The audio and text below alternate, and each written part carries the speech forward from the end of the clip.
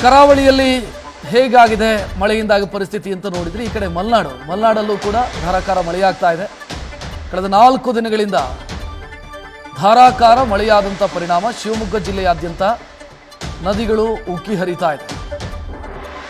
ತೀರ್ಥಹಳ್ಳಿ, ಸಾಗರ, ಹೊಸನಗರ ಸೇರಿ ಶಿವಮೊಗ್ಗ ಜಿಲ್ಲೆಯಾದ್ಯಂತ ಧಾರಾಕಾರ ಮಳೆಯಾಗಿದೆ. ಹಳ್ಳಕೊಳ್ಳಗಳು ತುಂಬಿ ಹರಿತಾ ಇದ್ದಾವೆ.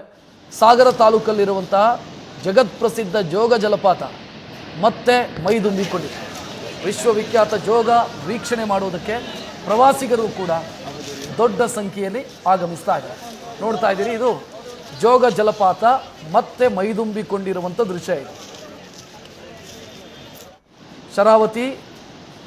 ಶರಾವತಿಯ ನೀರಿನ ಪ್ರಮಾಣ ಜಾಸ್ತಿ ಆಗಿರುವಂಥ ಪರಿಣಾಮ, ಹೆಚ್ಚಾಗಿರುವಂಥ ಪರಿಣಾಮ ಸದ್ಯ ಜೋಗ್ ಫಾಲ್ಸ್ ಜೀವಕಳೆಯಿಂದ ತುಂಬಿ ತುಳುಕ್ತಾ ಇರೋದನ್ನು ನೀವು ಗಮನಿಸ್ತಾ ಇದ್ದೀರಿ.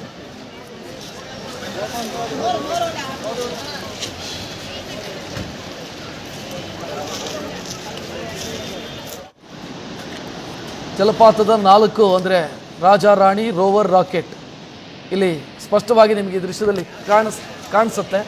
ಅಂದರೆ ಮಳೆ ಜಾಸ್ತಿ ಆದ ಪರಿಣಾಮ ಒಳಹರಿವು ಜಾಸ್ತಿ ಆಗಿದೆ. ನದಿಯಲ್ಲಿ ದೊಡ್ಡ ಪ್ರಮಾಣದಲ್ಲಿ ನೀರು ಹರಿವು ಬರ್ತಾ ಇರೋದ್ರಿಂದ ಜೋಗ ಜಲಪಾತದ ದೃಶ್ಯ ವೈಭವ ಮತ್ತೆ ಆರಂಭ ಆಗಿದೆ.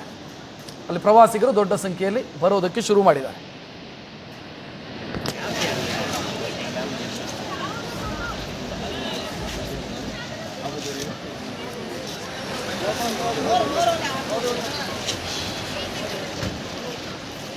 ನಾಲ್ಕು ದೃಶ್ಯಗಳು, ಒಂದು ಕರಾವಳಿ, ಮಲೆನಾಡು ಮತ್ತು ನಮ್ಮ ಕೇರಳ, ಉತ್ತರ ಕೇರಳ, ಈ 4 ದೃಶ್ಯಗಳನ್ನು ಕೂಡ ನೀವು ನೋಡ್ತಾ ಇದ್ದೀರಿ.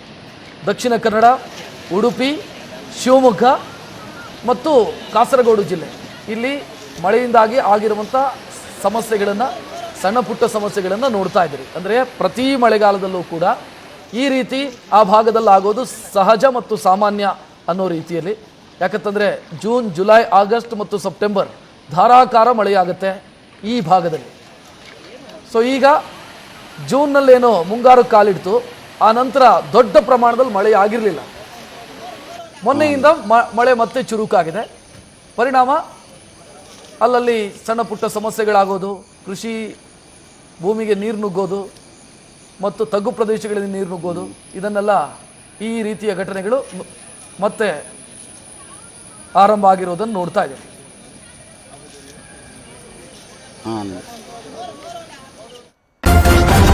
ನ್ಯೂಸ್ ಫಸ್ಟ್, ನಿರ್ಭೀತಿಯಿಂದ ನಿಮ್ಮ ಪರವಾಗಿ.